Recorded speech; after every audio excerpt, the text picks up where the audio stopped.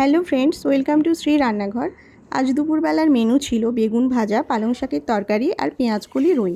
বেগুন ভাজাটা আমি করে নিয়েছি, এখন পালং শাকটা বানাচ্ছি। রান্না করতে করতে আপনাদের সাথে একটা কথা শেয়ার করছি।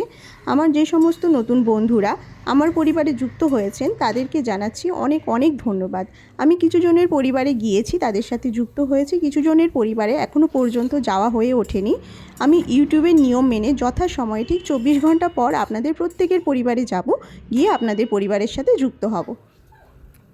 তো আমার এখন পালং শাকটা রান্না করছি।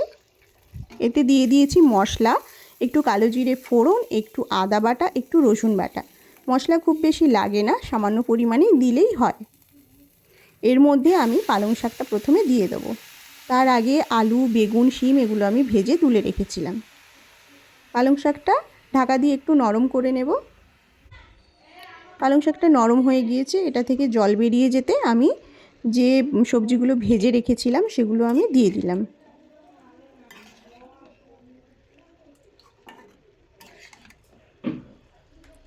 এক্সট্রা করে আর জল দিতে লাগবে না, এই শাক থেকে যে জল বেরিয়েছে সেই জলেই এই রান্নাটা হয়ে যাবে। আলুগুলো আমি কিছুটা থেতলে দিয়েছি তরকারিটা যাতে মাখো মাখো হয়, আর সামান্য পরিমাণে একটু চিনি ছড়িয়ে দিয়েছি আর ভাজা বড়ি দিয়ে দিয়েছি।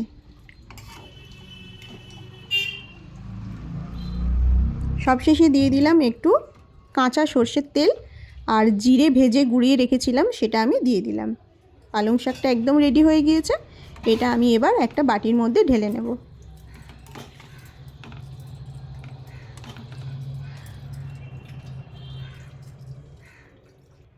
এদিকে পেঁয়াজকলি রুই বানানোর জন্য আমি প্রথমে রুই মাছগুলো ভেজে নিয়েছি। এখন কড়াইতে পেঁয়াজকলি আর ক্যাপসিকাম দিয়ে কিছু সময় ভেজে নিয়েছি।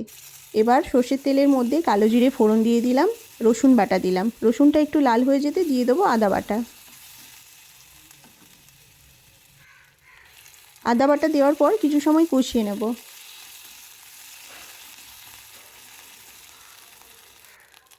এরপর আমি দিয়ে দিচ্ছি পেঁয়াজ বাটা আর টমেটো কুচি। কিছু সময় ঢাকা দিয়ে দেবো যাতে টমেটোটা নরম হয়ে যায়।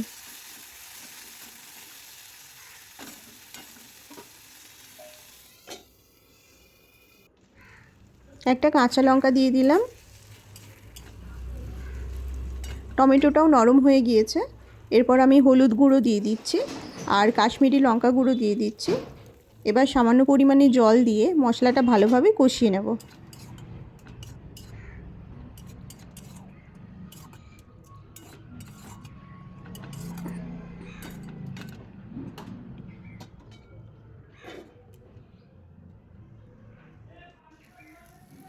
মশলায় পরিমাণ মতো নুন দিয়ে দিচ্ছি আর পেঁয়াজকলি আর ক্যাপসিকামটাও দিয়ে দিলাম। এবার আমি জল দিয়ে দিচ্ছি। জল দিয়ে ঢাকা দিয়ে জলটা ফুটিয়ে নেব। জলটা ফুটে উঠতে আমি মাছগুলো ছেড়ে দিয়েছিলাম, সেটা আর ভিডিওতে দেখানো হয়নি। মাছগুলো ফুটে যেতে এরপর আমি দিয়ে দিলাম ধনেপাতা কুচি।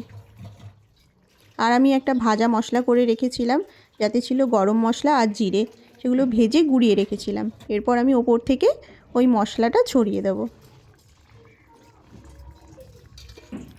পেঁয়াজকলি রুই একদম রেডি হয়ে গিয়েছে। এটাও আমি এবার বাটির মধ্যে ঢেলে নিচ্ছি। তো বন্ধুরা, আজকে আমাদের এই রেসিপি ছিল পালং শাকের তরকারি, পেঁয়াজকলি রুই, বেগুন ভাজা আর ডাল। তো বন্ধুরা, আজকের এই রান্নাগুলো কেমন লাগলো আমাকে কমেন্ট করে জানাবেন।